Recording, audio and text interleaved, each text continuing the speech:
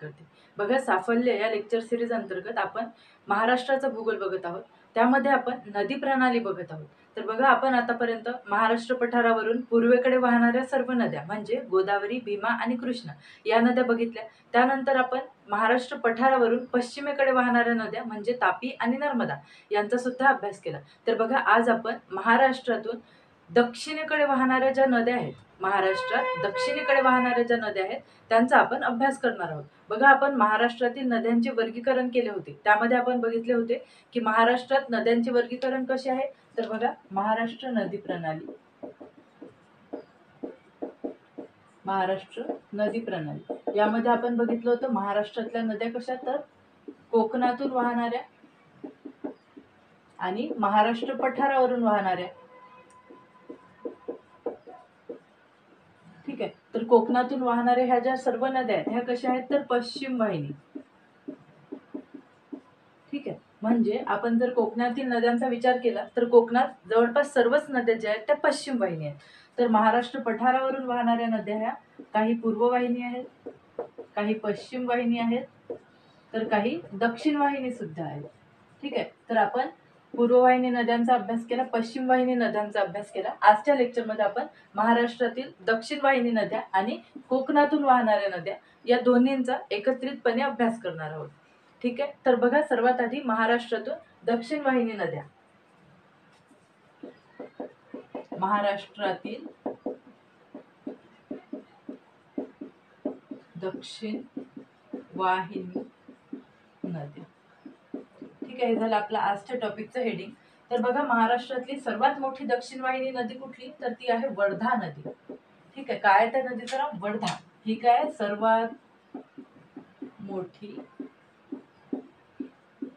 दक्षिण वाहिनी नदी.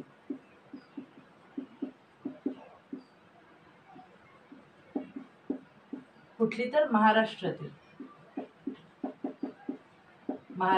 सर्वात मोठी दक्षिण वाहिनी नदी कुठली, तर वर्धा नदी. बघा, आता सर्वात पहिले आपण नदीचा अभ्यास करताना कुठले कुठले पॉईंट बघत असतो, तर सर्वात पहिला पॉईंट आपण बघत असतो त्या नदीचा उगम कुठे होतो.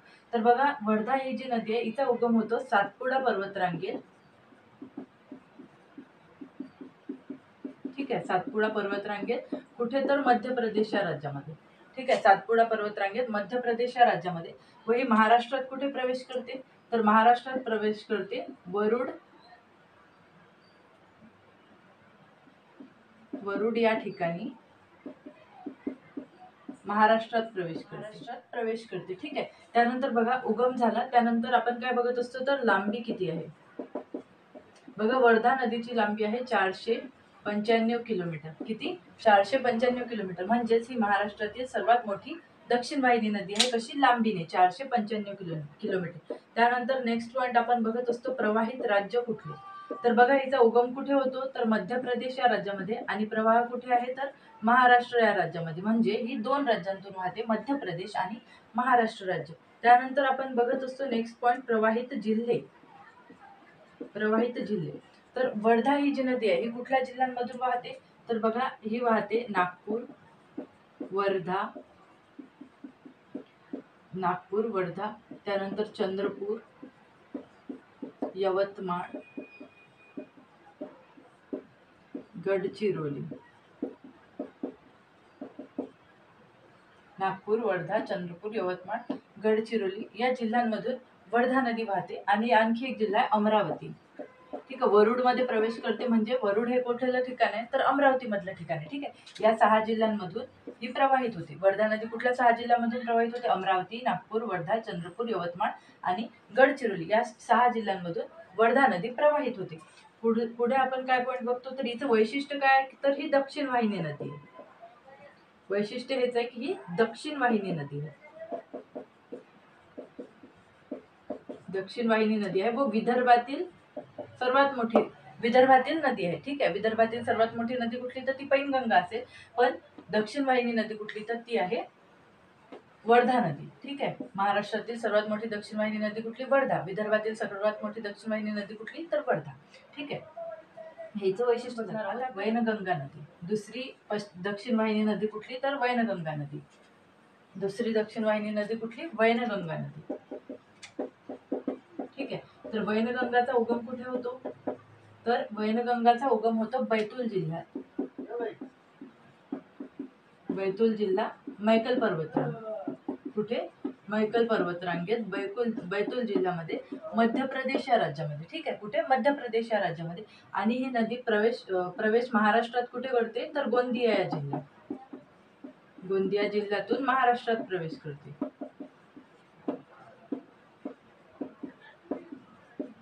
प्रवेश कुठून करते? तर गोंदिया जिल्ह्यातून महाराष्ट्रात प्रवेश करते. लांबी किती? तर 295 किलोमीटर हिची लांबी आहे. किती? 295 किलोमीटर. ठीक आहे. त्यानंतर बघा प्रवाहित राज्य कुठले? तर ही सुद्धा 2 राज्यातून वाहते, मध्य प्रदेश आणि महाराष्ट्र. 2 राज्यांतून वाहते. कुठले 2 राज्य? मध्य प्रदेश आणि महाराष्ट्र. आता नेक्स्ट बघूया प्रवाहित जिल्हे कुठले? तर बघा प्रवाहित जिल्हे आहेत नागपूर, गोंदिया, भंडारा, त्यानंतर चंद्रपूर, गडचिरोली. बघा आता ह्या ज्या वर्धा आणि वैनगंगा ह्या ज्या 2 नद्या आहेत, दोन्ही दक्षिण वाहिनी नद्या आहेत, यांचा एकत्रित प्रवाह होतो. त्या एकत्रित प्रवाहाला प्राणहिता म्हणून ओळखले जाते. आणि ही जी प्राणहिता नदी आहे, जी सिरोंचा या ठिकाणी गोदावरी नदीला येऊन मिळते. म्हणजे आपण ज्या वेळेला गोदावरी नदीचा अभ्यास केला होता, त्यावेळेला आपण गोदावरीची जी प्रमुख नदी होती ती बघितली होती की प्राणहिता ही गोदावरीची एक उपनदी आहे, जी डाव्या किनाऱ्याने येऊन मिळते. तर बघा प्राणहिता म्हणजे वर्धा आणि वैनगंगाचा एकत्रित प्रवाह. बघा ज्या वेळेला आपण गोदावरी खोऱ्याचा अभ्यास केला होता, त्यावेळी आपण ऑलरेडी वर्धा आणि वैनगंगाच्या उपनद्या सुद्धा बघितल्या होत्या. पण आपण त्यांचं डिटेल्समध्ये हे नव्हतं बघितलं की कुठे उगम होतो, लांबी किती, कुठल्या राज्यांमधून प्रवाहित होते, ही सर्व माहिती आपण त्या ठिकाणी नव्हती बघितली. त्यामुळे आपण ती सर्व माहिती आज महाराष्ट्रातील दक्षिण वाहिनी नद्या या टॉपिकच्या अंडरमध्ये कव्हर करत आहोत. बाकीची इन्फॉर्मेशन बघण्यासाठी तुम्ही गोदावरी नदी खोऱ्याचा एक व्हिडिओ आहे, तो सुद्धा बघू शकता. ठीक आहे. प्रवाहित जिल्हे. आता वैशिष्ट्य काय आहे वैनगंगा नदीचं? तर वैशिष्ट्य हे आहे की ही सुद्धा कशी आहे? तर दक्षिण वाहिनी नदी. ठीक आहे. दक्षिण वाहिनी नदी आणि उगम महाराष्ट्राच्या बाहेर होतो व महाराष्ट्रात दक्षिण वाहिनी नदी आहे. महाराष्ट्राच्या बाहेर उगम म्हणजे कुठे? तर मध्य प्रदेश या राज्यामध्ये. आता बघा वर्धा आणि वैनगंगा या 2 नद्यांचं खोरं जे आहे हे खनिज संपन्न खोरं म्हणून ओळखलं जातं. ठीक आहे. वर्धा आणि वैनगंगा नदीचे खोरे कसे आहे? तर खनिज संपन्न आहे. ही बाब तुम्ही लक्षात घ्या. वर्धा वैनगंगा नदी खोरे हे खनिज संपन्न आहे. ठीक आहे. चंद्रपूर हा जो जिल्हा आहे, चंद्रपूर या जिल्ह्यामध्ये दगडी कोळशाच्या खूप खाणी सापडलेल्या आहेत. त्यानंतर चंद्रपूरला तांबे सुद्धा आढळते. त्यानंतर यवतमाळ या जिल्ह्यामध्ये चुनखडी आढळते. अशी खूप खनिजं जी आहेत ते आपण खनिज संपत्ती या चॅप्टरमध्ये वेगळा अभ्यास करणारच आहोत. पण इथे लक्षात ठेवा वर्धा आणि वैनगंगा नदीचे खोरे हे खनिज संपत्तीने समृद्ध असणारे खोरे आहे. ठीक आहे. आणि यांनी काही प्रमाणात गाळ सुद्धा आणलेला आहे. तर थोड्याफार प्रमाणात जांभी मृदा टाईप आहे, कारण तिकडे पूर्व विदर्भामध्ये जास्त पाऊस पडतो व प्रमुख पीक कुठलं? तर आपण म्हणू शकतो की भाताचं पीक हे घेतलं जातं. ठीक आहे. प्रमुख पीक कुठलं? तर भाताचे पीक घेतलं जाते आणि काही प्रमाणात डाळी वगैरे सुद्धा पिकवल्या जातात. अशा प्रकारे आपण जर मृदा बघितलं तर मृदा कुठली आहे? तर या भागात पूर्वेकडील भागात बघा काळी मृदा जी आहे, पूर्ण महाराष्ट्रातच बेसिक जी मृदा आहे ती कुठली? तर काळी मृदाच आहे. पण या भागात जांभी मृदा सुद्धा आढळते. कुठे? तर पूर्व विदर्भाच्या भागात. ठीक आहे. आणि पूर्व विदर्भाच्या भागातच पाऊस जास्त पडत असल्यामुळे भाताची शेती केली जाते. म्हणजे प्रमुख पीक कुठलं घेतलं जाते? वर्धा वैनगंगा खोऱ्यामध्ये भाताचे पीक हे प्रमुख पीक आहे. ठीक आहे. ह्या बाबी तुम्ही लक्षात घ्या. यानंतर आपण दोन्ही वर्धा आणि वैनगंगा दोन्ही नद्याच्या एकत्रित उपनद्या डायग्रामॅटिकल फॉर्म मध्ये बघणार आहे. ठीक आहे. बघा आता वर्धा ही जी नदी आहे, वर्धा नदीचा उगम सुद्धा कुठे होतो? तर एमपी मध्येच होतो. ही अशी दक्षिणेकडे वाहत येते. मग या बाजूने तिला नद्या मिळून मिळतात. त्या नद्यांची नावं कुठले? तर वेण्णा, बोर,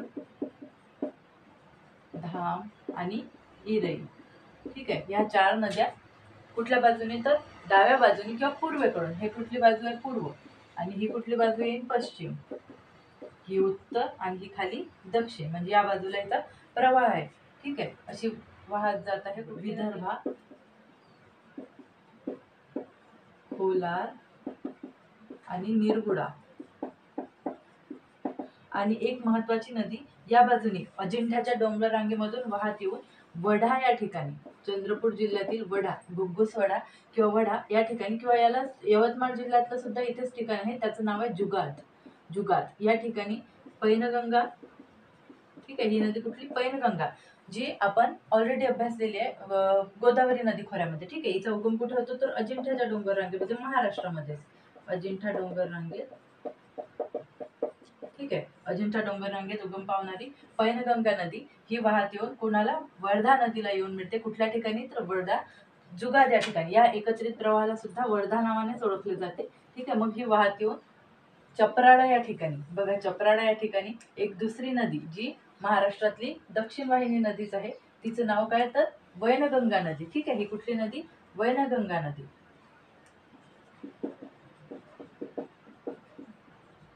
वैनगंगा नदी हिच्या सुद्धा काही उपनद्या आहेत, काही डाव्या बाजूने, काही उजव्या बाजूने. ठीक आहे, त्यांचा सुद्धा आपण अभ्यास करणार आहोत. तर बघा त्या नद्या कुठल्या, वाघ, चुलबन, इकडून मिळणाऱ्या नद्या वाघ, चुलबंद. त्यानंतर आणखी एक नदी आहे खोब्रागडी, खोब्रागडी नदी. आणखी एक नदी आहे, त्या नदीचं नाव आहे काढाणी. ठीक आहे, हीच काढाणी नदी आहे. या नदीकाठी कुठले शहर आहे तर गडचिरोली. काढाणी आणि वैनगंगा नदीच्या किनाऱ्यावर कुठले शहर आहे तर गडचिरोली हे शहर आहे. ठीक आहे, त्यानंतर या बाजूने मिळणाऱ्या सुद्धा काही नद्या आहेत. तर बघा सर्वात वरून मिळणारी नदी आहे कन्हान नदी. कन्हान, याच कन्हानची एक उपनदी आहे पेंच. इथे आपलं जे पेंच अभयारण्य आहे, पेंच राष्ट्रीय उद्यान, जे महाराष्ट्र आणि एमपीच्या बॉर्डरवर आहे. अर्धा भाग त्याचा महाराष्ट्रात येतो, काही भाग मध्य प्रदेश या राज्यात येतो. ते राष्ट्रीय उद्यान सुद्धा आहे आणि अभयारण्य सुद्धा आहे. ठीक आहे, ती त्याच अभयारण्यातून वाहणारी ही पेंच नदी आहे. ही कन्हान या नदीची उपनदी आहे. त्यानंतर पेंच, कन्हान, त्यानंतर अंधारी आणि मूल ह्या दोन नद्या आहेत. एक अंधारी, बघा ताडोबा अंधारी हे जे चंद्रपूर जिल्ह्यामधलं ठिकाण आहे, जे अभयारण्य आहे ताडोबा अंधारी अभयारण्य, त्या अभयारण्यातून वाहणारी ही अंधारी नदी. त्यानंतर मूल, बघा मूल नावाचा एक तालुका सुद्धा आहे, तो त्या तालुक्यातून मूल ही नदी वाहते, ती वैनगंगेची उपनदी आहे. ठीक आहे, तर वैनगंगा नदीच्या उपनद्या लक्षात घ्या, वाघ, चुलबन, खोब्रागडी, काढाणी या पूर्वेकडून येऊन मिळणारे किंवा डाव्या हाताने येऊन मिळणारे. तर उजव्या हाताने येऊन मिळणारे किंवा पश्चिमेकडून येऊन मिळणारे कुठल्या, कन्हान, अंधारी आणि मूल. त्यानंतर हा वैनगंगाचा प्रवाह वाहत येतो आणि चपराळा या ठिकाणी, कुठे चपराळा, चपराळा या ठिकाणी वर्धा आणि वैनगंगाचा एकत्रित प्रवाह होतो व इथून पुढे या नदीला कुठल्या नावाने ओळखले जाते, प्राणहिता नदी. ठीक आहे, इथून पुढे या नदीला कुठल्या नावाने ओळखले जाते तर प्राणहिता.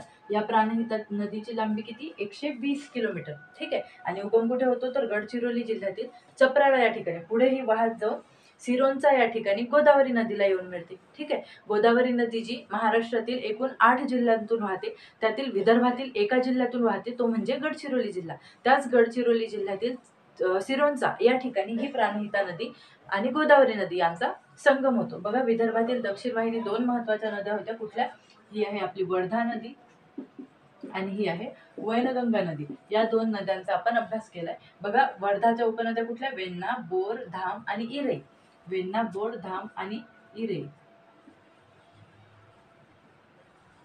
ठीक आहे, ही जी इरई नदी आहे, या इरई नदीच्या काठी चंद्रपूर हा जिल्हा वसलाय. ठीक आहे, चंद्रपूर हा जिल्हा म्हणजे हे जे खोरं आहे हे पूर्व विदर्भात विस्तारलेलं खोरं आहे.